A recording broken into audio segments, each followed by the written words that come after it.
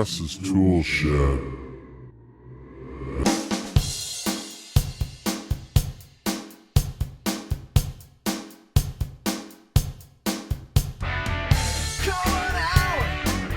Hello, Tampa!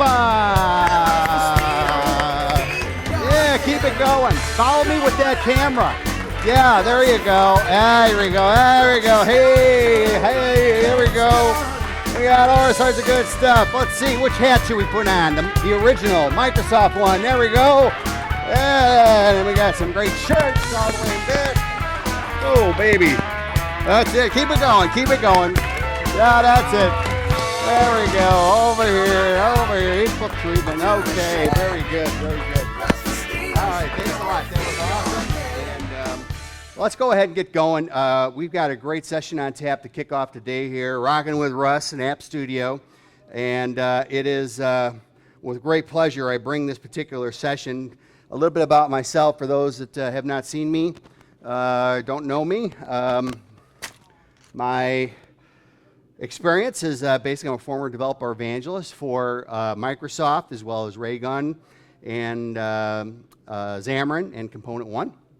Head up my own company, Fustino Brothers, publisher of several apps in the Windows Store, Microsoft MVP and platform development, as well as publisher of the Jethro Tull Endorsed App. How about that, huh? Yeah.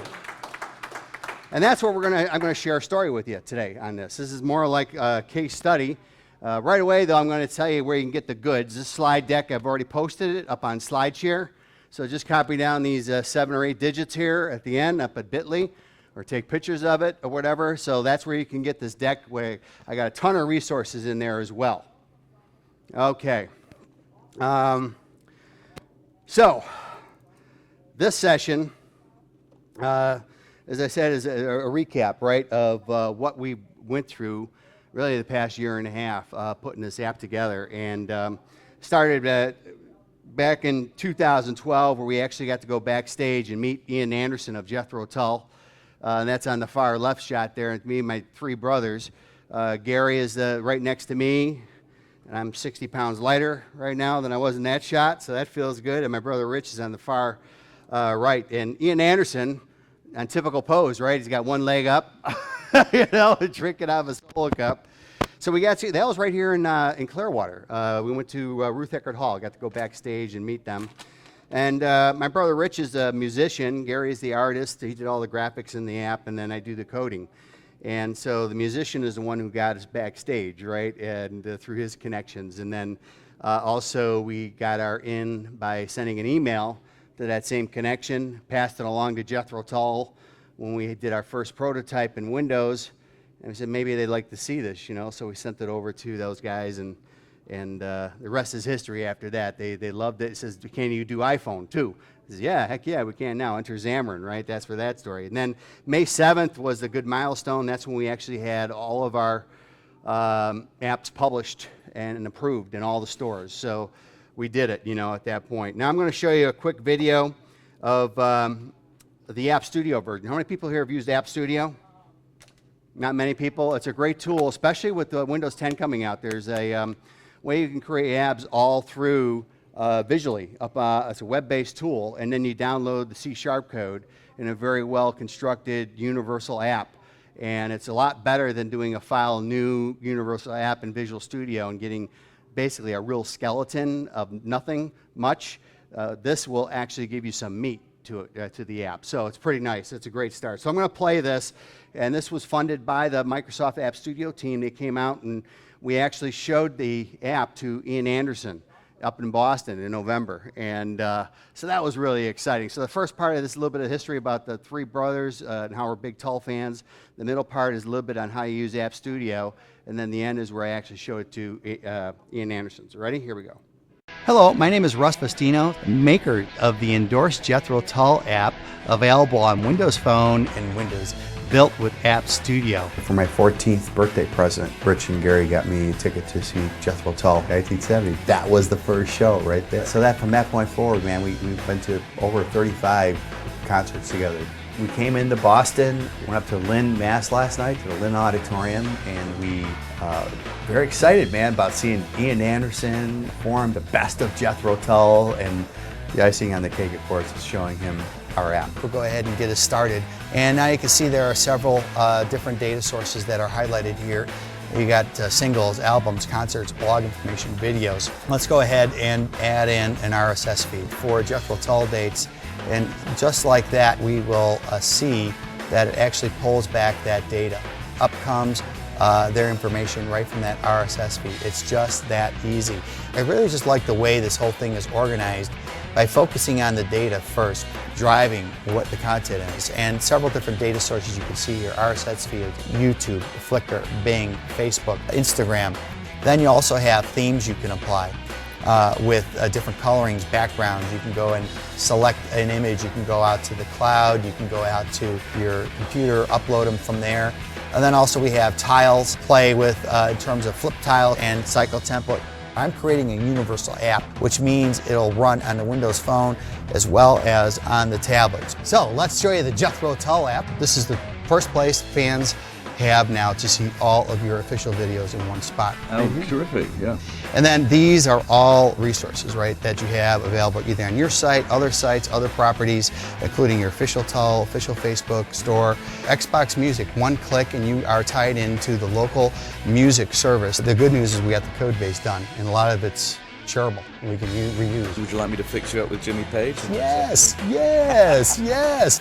Being able to show him the app was a dream come true, and without App Studio, this would have never happened. Wow!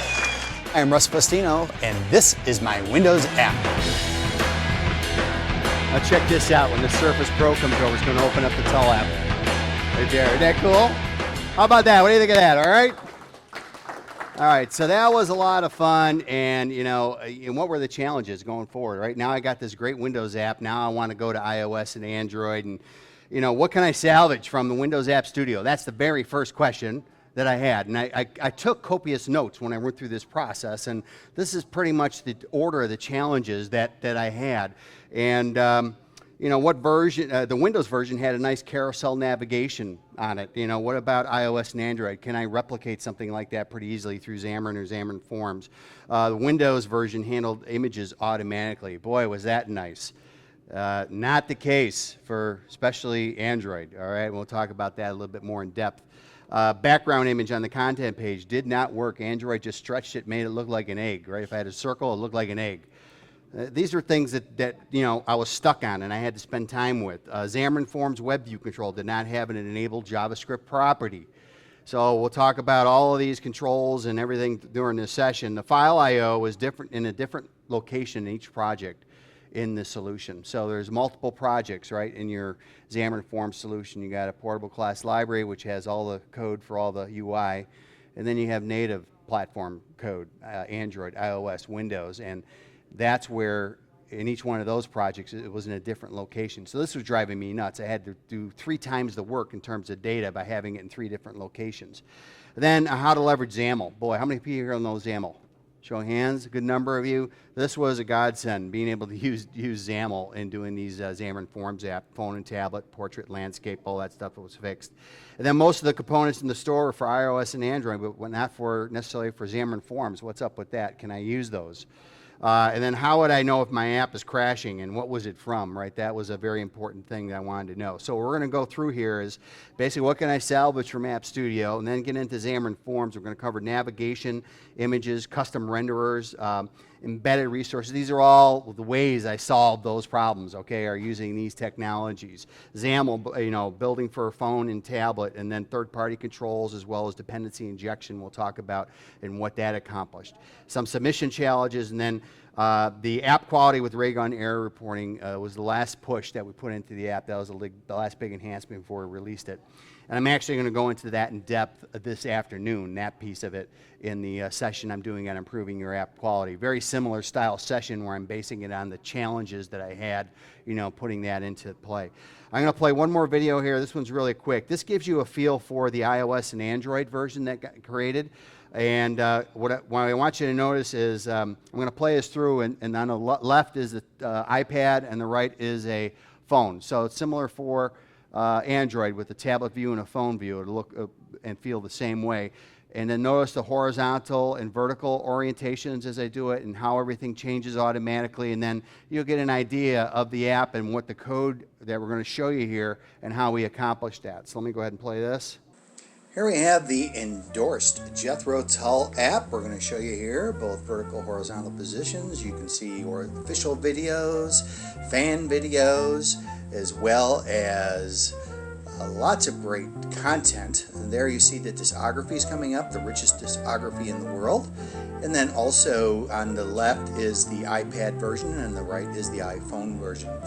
Wealth of information in the discography, as you can see. And then also pinch and zoom capabilities in every image in the discography. Live feed to the tour dates coming up. You look at Foxwoods Casino up on November 8th there in Connecticut, and then lots of great links to get you out to different places. We have an official photos page and the About box as well. The app is best viewed using the YouTube app as well as Flickr for the assets, the videos and photos. Had to get the aqualung. This is Russ Fustino of the Fustino Brothers. Rich, Gary, and Russ signing off. And there you go. So that has all the features, right? So how many people have ever used Xamarin? Show of hands. Oh, not too many. So let me take a minute here and describe the platform. So it's all about native apps with Xamarin, and it's all about using C#. And when I was a Xamarin evangelist, this is one of the most powerful slides I presented, where on the left it says anything you can do in Objective-C or Java can be done with C# and Xamarin using Visual Studio or Xamarin Studio. To me, that was pretty powerful, so I knew I wasn't going to get caught in the short end of the stick using this technology.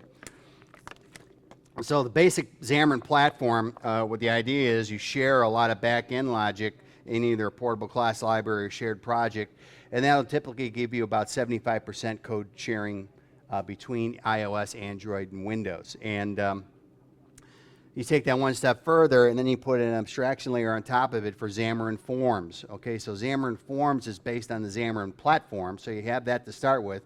But then you increase the ability to share code by having a common user interface across the board for all of the platforms. Now, I'm up to about 95% shared code in the entire application. And this is what I found in my app. I have very little native code, and my native code is still C#, and it's still in the solution, but it's in the native projects is all it is. Where I got my code is going to be up in the portable class library, which you can see right here. So this is the structure, what it looks like in Visual Studio. You got an Android project, iOS and Windows Phone, and then you got your PCL, your portable class library. That's what's going to have all your XAML. We don't have to use XAML, by the way, for the front end. You can do it through all C#, but I like XAML because it's a nice separation of your concerns from the user interface down to the actual code. So the thing with Xamarin as well, it has native controls, and we talked about the web view controls, one of them that I used. And it's important to note that how it renders as the actual control for that environment. So what you have here is this is the date time picker right here. So on the left is the UI time picker control for iOS, in the middle is the date picker dialog for Android, and then you got the time picker control for Windows. And these are all like just the time picker controls. All it is you would drag and drop, and it'll automatically render out to those native controls. So that's what I mean, you're going to get native applications.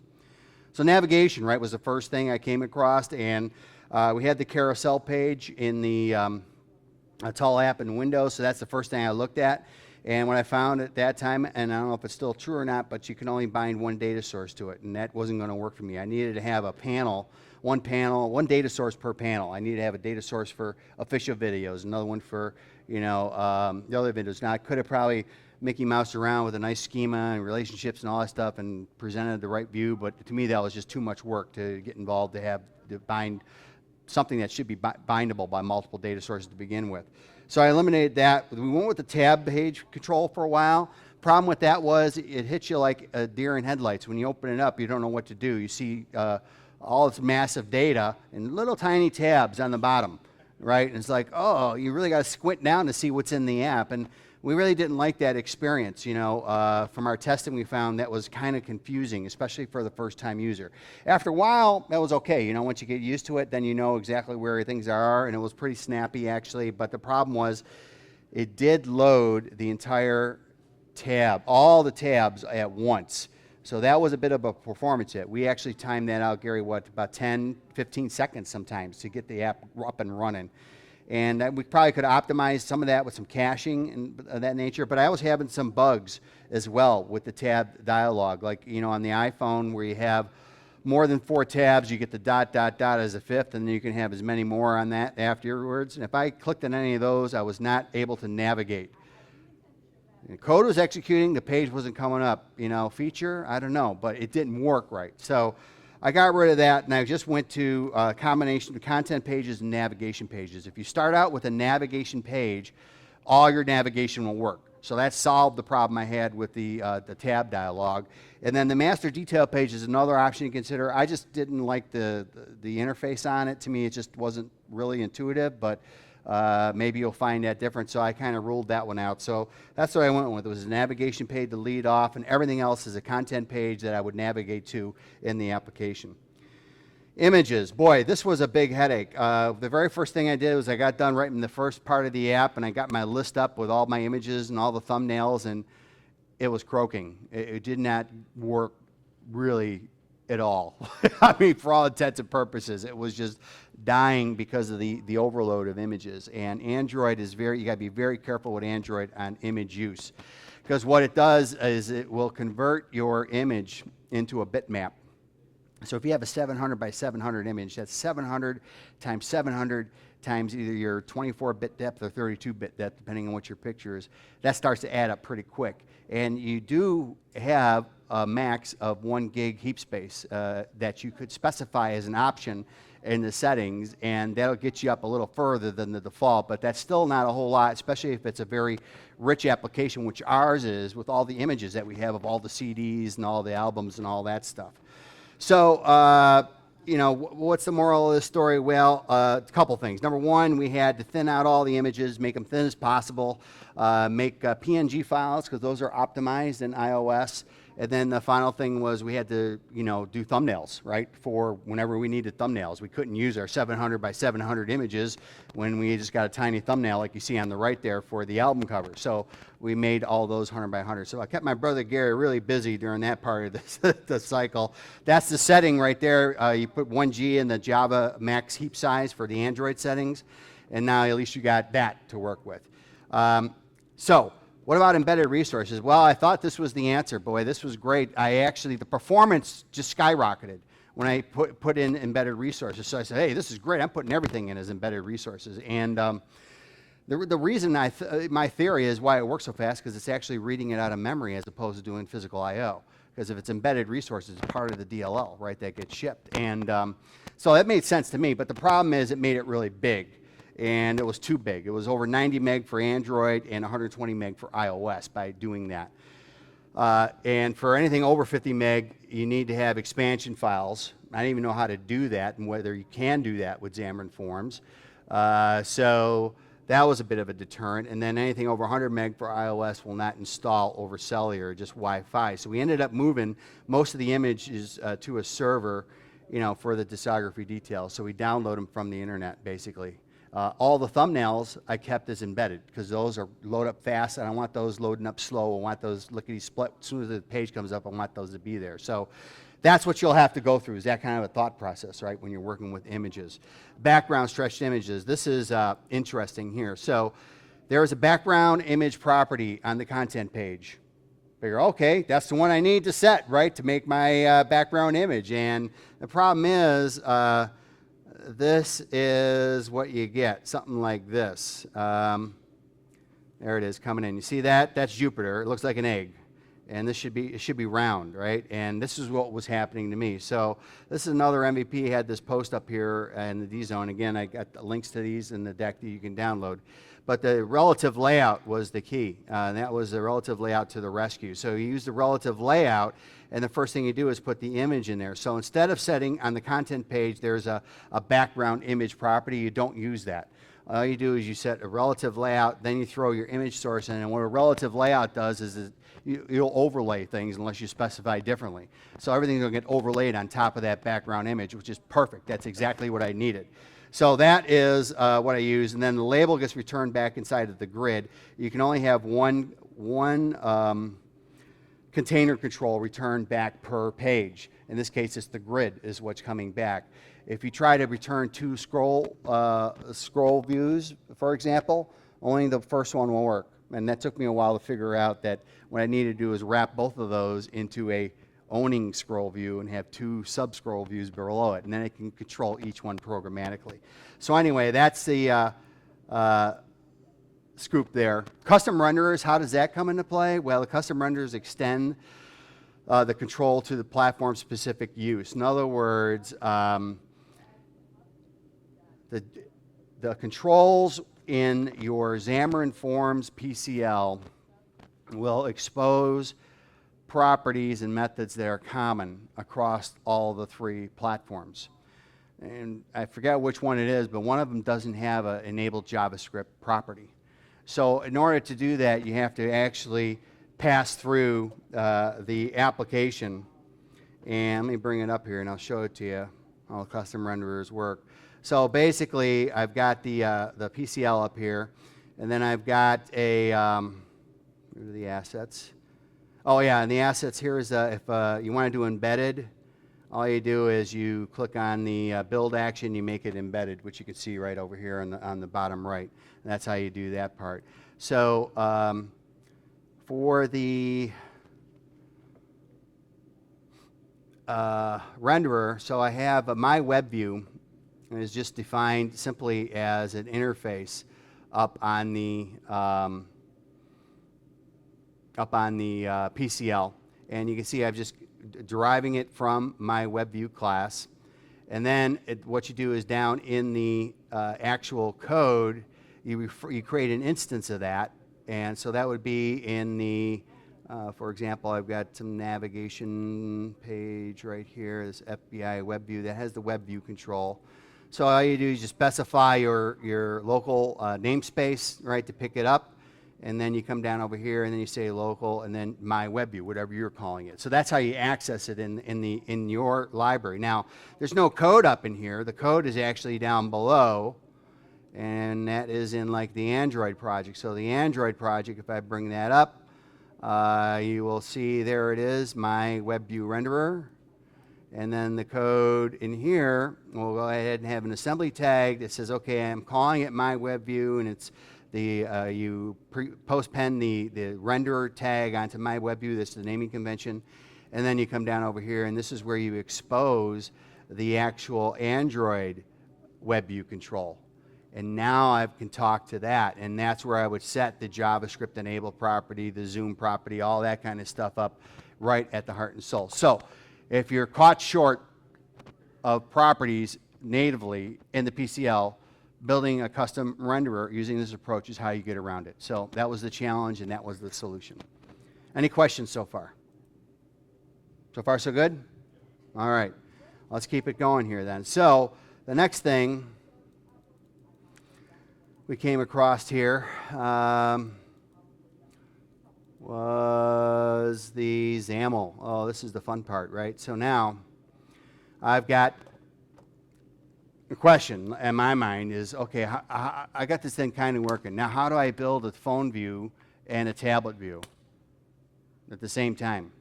That's ideal, right? That's really what I got to do. Do I have to have two separate projects for that, or what do I got to do?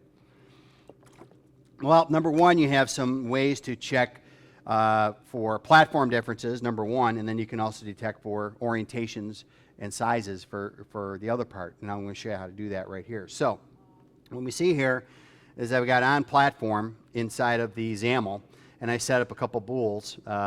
So as it turns out, there is a property, horizontal options. I think it looks better in Android if it's fill and center, and it looks better in iOS if it's expand and center. Go figure. I don't know why, but that's how it works. So I said, okay, I have to have a separate set of buttons for Android and a separate set of buttons for iOS.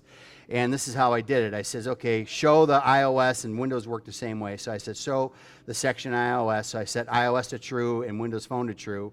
And then down here, it's just the opposite on the bool for the Android. I set everything to false except for Android is true. So now I do is visible, and I do a static resource on that particular flag. And it says, okay, if it's true, show it. If it's false, don't show that section.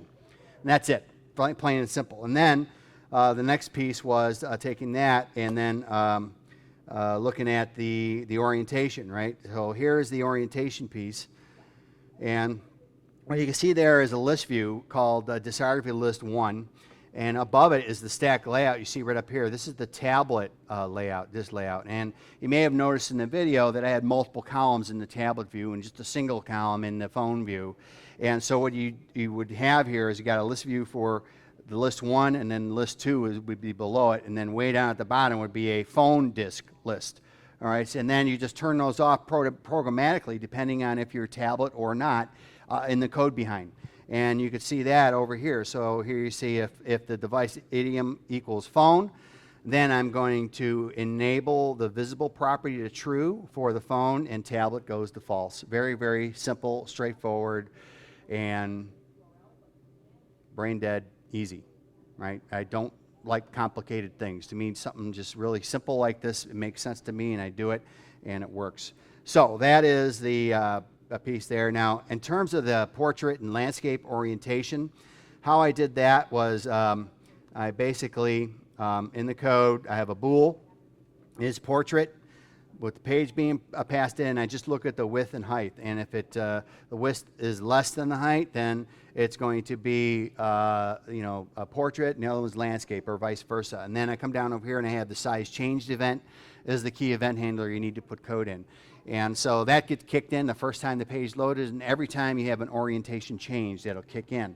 And then that was what I needed. So then I test, okay, if it's a phone, and if it's a portrait, then I'm going to pull in the phone portrait background image.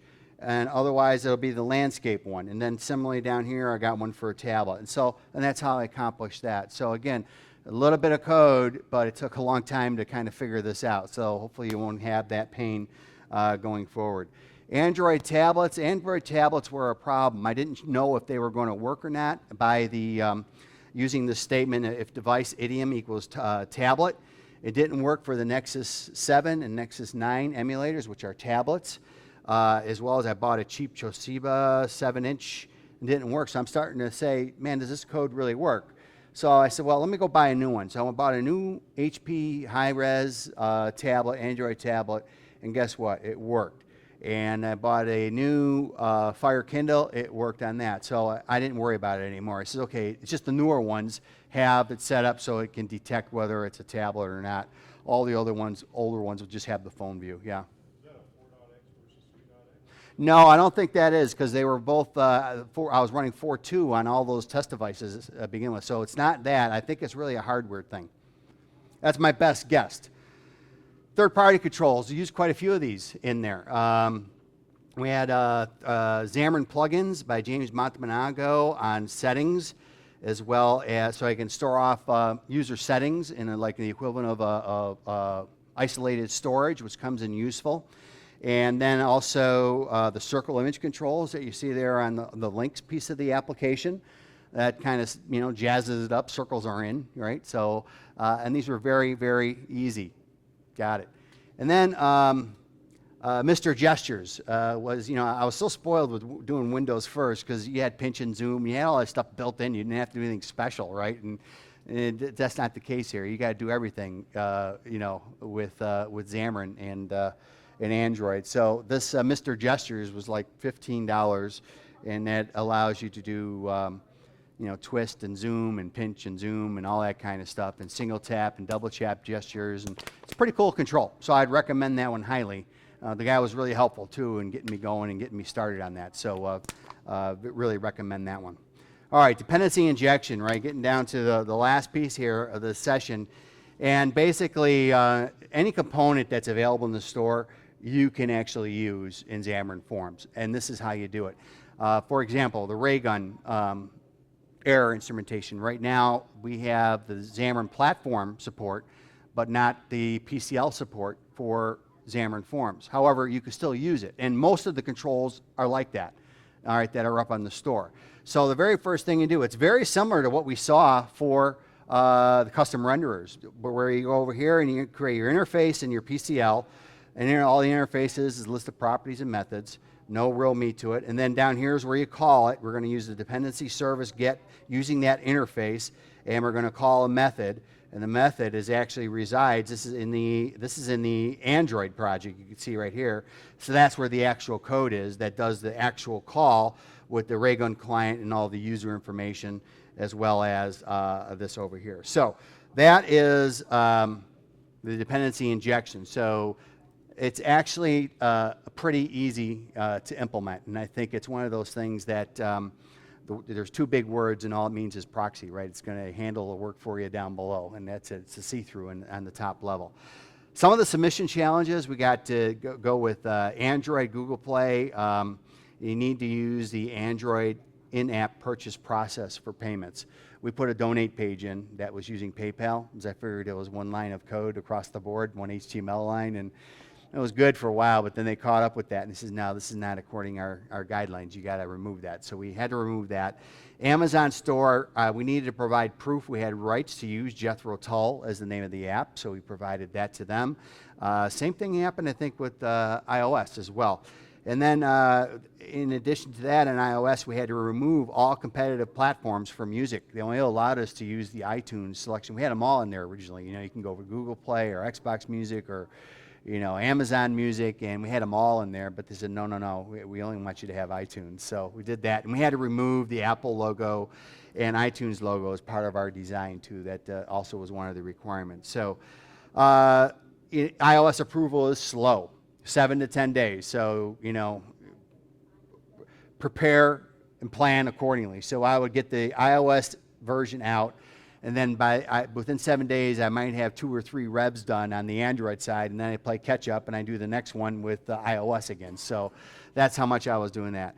Error reporting, again, we're going to cover this this afternoon, but basically the bottom line is I want to know how my app is handled, and Raygun works right across the board. I've got a little bit of JavaScript in my app as well as C#. It goes right across the board. You get a nice looking dashboard as well, and you can actually see the zoom in on different periods of your errors, and you get stack traces, right, that are available to you.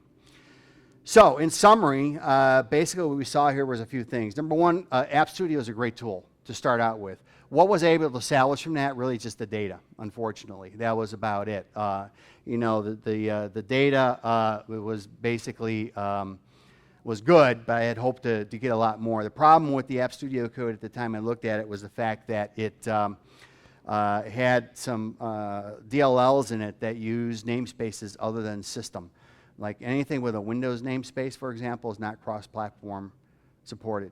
All right, if it's got all system namespaces, you're good to go. And there's a couple places where it does that, and they are moving toward making it more Xamarin friendly, but there was a few pieces that were still in the bowels I didn't want to have to mess with. I think namely caching and some file I/O stuff. So I didn't want to mess with that, and so I opted just to basically just take that data and start with that, right, and build it basically from scratch going forward. So the data piece was very interesting. I used actually an Excel spreadsheet and had my brothers do all the data collection, and then I found a little plugin and I exported it to XML, and I'm reading XML data in for my app. And then so we saw a lot of things with navigation. I recommend the navigation page is probably the one you want to look at heaviest. Images, you got to be very aware of resources, as well as custom renderers is how you really expand the ability of some of the controls. And there's a big third-party market now for controls with Xamarin. So check out all your favorite vendors, Component One and Infragistics, and they all have controls now for Xamarin Forms. Embedded resources, great. Use them appropriately. Don't overuse them. XAML was excellent. I found it very easy to do all the things I wanted to do. Having a tablet view, having a landscape, portrait views, all that stuff I was able to do very easily with that. And then they're very rich third-party control, like I mentioned, but also plugins. Plugins work right across the board. They work inside the PCL, so you don't have to use dependency injection. And that is like James Montemanago's piece, right, that I downloaded and used for his. And then finally, dependency injection is really the way to get at any component that is written for Xamarin. So you can access any component, which is the bottom message there. And that's what I learned, throughout this whole thing. Submission challenges, yeah, you got to take a look at those instructions a little deeper, right, when you go to submit, especially for iOS, because it is a week and a half before you know if it's go or no go. And that could extend into a month very easily if you're not very, very cautious of what you're submitting and you're paying attention to the guidelines. And then improve your app quality using things like a Raygun. I also used Xamarin Insights for all of the tracking of events. And that was pretty interesting, actually, because I failed on this one submission for Android, and I couldn't figure out why. I already took out the PayPal thing, and was kind of bombing on the same error. And I said, well, let me go trace and see what the tester did. And I can actually, I got the email for failure, and right away I checked the log to see one of the most recent users, and I found the testers, what they did. And all they did was we had 2 pages in there, 2 links going to future apps that we're going to monetize with Jethro Tull. I got a puzzle game and we got some guitar lessons. Right now we got a placeholder on our website. Those were the only 2 places they clicked. And I said, oh, that's it. We just got to remove those links and now we're good to go. Without having that instrumentation, I would have been guessing, what the heck they were getting at. And so it pays to put the investment in for instrumenting your code, and that's what I found. So we have Fustino Brothers Inc. does a second Monday of every month, topics on business and apps. So look us up on Meetup and register there. And we got Brother Gary does a great job at presenting these, and he's got a lot of past presentations at inbusinessseo.net. And then resources, Raygun, Xamarin Forms, Windows App Studio. Some Twitter love. Feel free to share it. Go out there, especially mention Raygun.io. They are a sponsor here at this event, and I'd like to thank them for sponsoring us here at the Tampa Code Camp.